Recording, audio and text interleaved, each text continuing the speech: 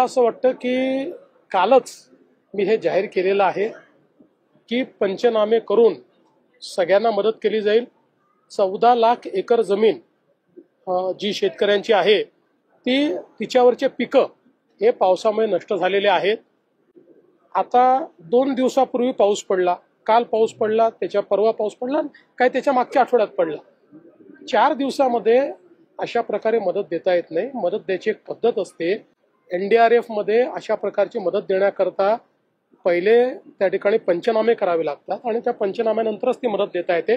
पंचनाम्यांचे आदेश दिलेले आहेत। पंचनामे पूर्ण झाल्यानंतर कमीत कमी वेळात ही मदत देता येईल। त्यामुळे मला असं वाटतं की सरकारने कोणीही मागणी न करता याची घोषणा केलेली। सध्या प्रचंड पाऊस सुरू आहे, आपत्कालीन स्थिती दिसून येते।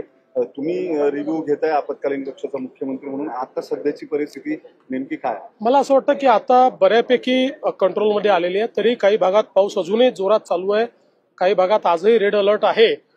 पण मला असं वाटतं आपत्ती व्यवस्थापनाच्या संदर्भात